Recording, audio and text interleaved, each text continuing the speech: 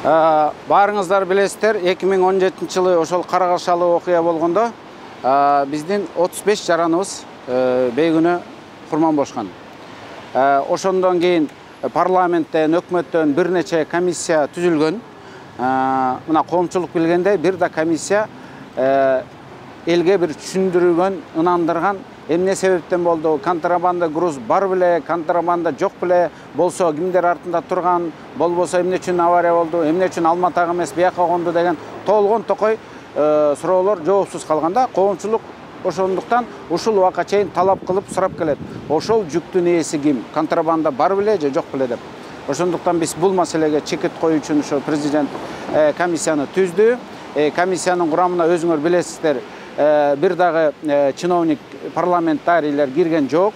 Жалаң ошо коомдук болгондон кийин коомдун өкүлдөрү, журналисттердин дагы эң мындай көз карандысыз деген ар дайым баягындай оппозициялык маанайда жүргөн журналисттер кирди. Анткени ошол бардык маселе ачык коюлсун деп. Ошондуктан мен ойлойм, комиссиянын составы абдан күчтүү деп айтсак болот. Ар тараптуу көз карандысыз эң негизгиси. Анан биз эң биринчи максатыбыз ушул 6 айдын ичинде бүт ушул маселе боюнча ийне жибине чейин иликтеп, терең иликтеп, кайталанбай, бул маселе кайтып келбеш үчүн ушул маселеге чекит коебуз.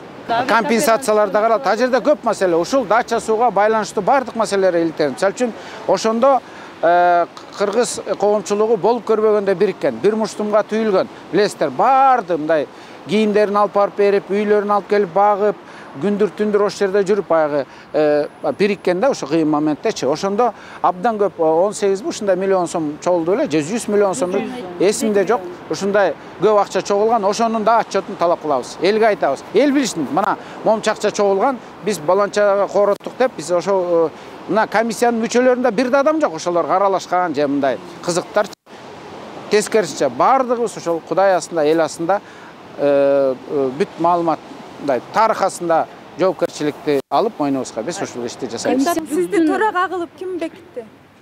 Мага төрага дегенде ошо администрация президентине указды даярдап атканда мага сунуш кылды. Мен эң биринчи кезекте составты сурадым. Состав мага жакты, анткени көз карандысыз, күчтүү, өз айткандан кайтпаган инсандар бар. Ошондуктан 95 көп, даже балким менден башкасы дегендей да баары күчтүү дегендиктен мен ошолорго аксакал болуп берейин, модератор болуп берейин, жыйналыштарды алып барып берейин дедим. А жерде төрага андай чечет, мындай чечет, төрага чечип коет деген бул болбогон нерсе. Төрага болгону уюштуруп, баарын башын бириктирип, заседанияларды өткөрүп, ар тараптуу кылып бергенге шарткана түзөт.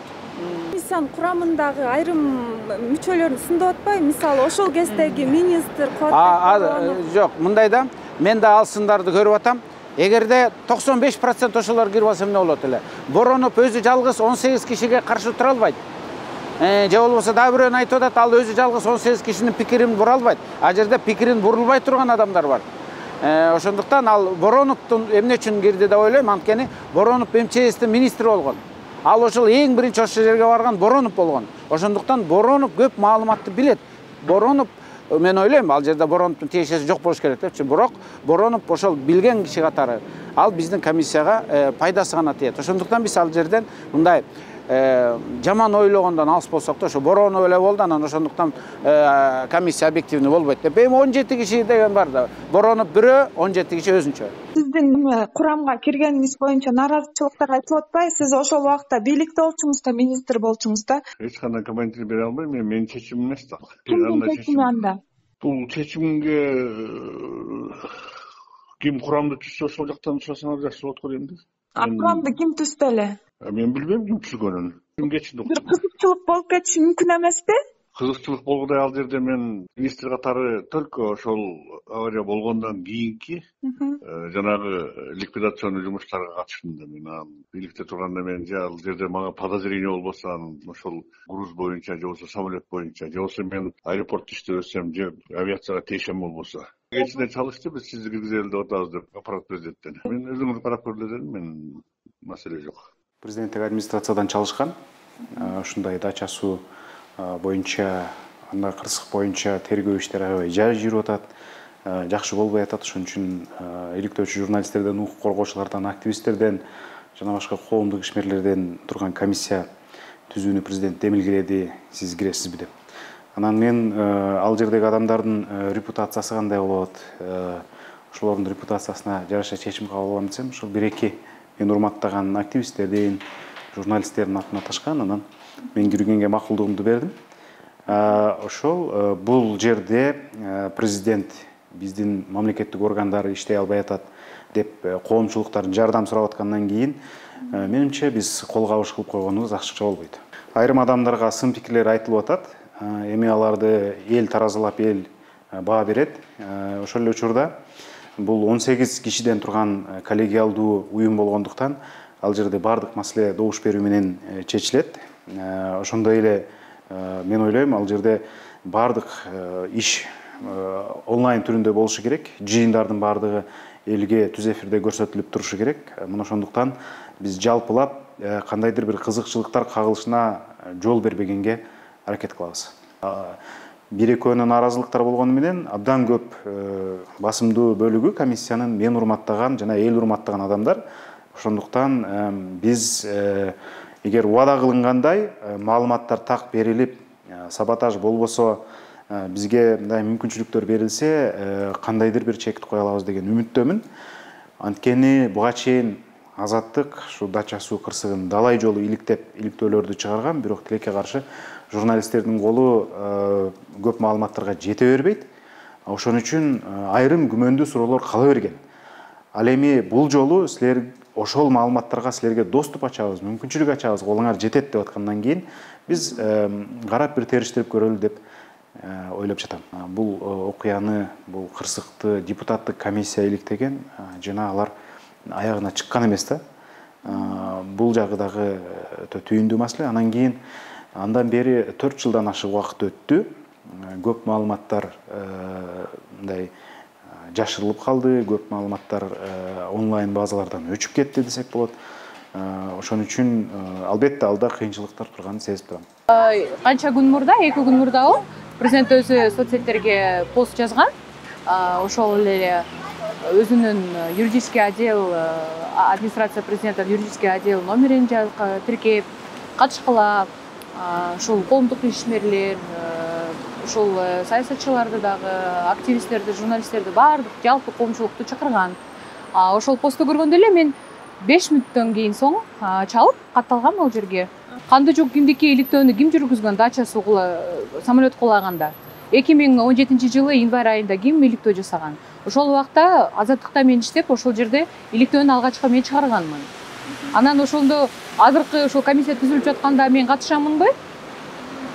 Албетте мен катышамын да. Эмне үчүн катышпашым керек? Социалдык тармактарда кээ бир адамдар сындаса, кээ бир адамдар мактоолун жазып жатышат.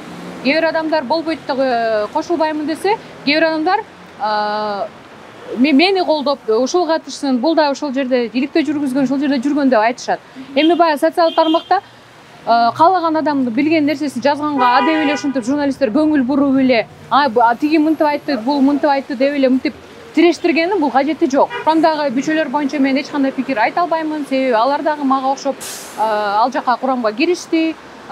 Мен бир гана өзүмдүн ниетимди айта алам. Бул жерде объективдүү, ар тараптуу иликтөө жүргүзүп, элдин таламын талашып, эч кандай конфликт интересов мы не должны позволять. Мен мисалы Кыргызстанда жашап, 6 миллион жарандардын каждый третий рукопожатие сенин таанышың болуп чыгат.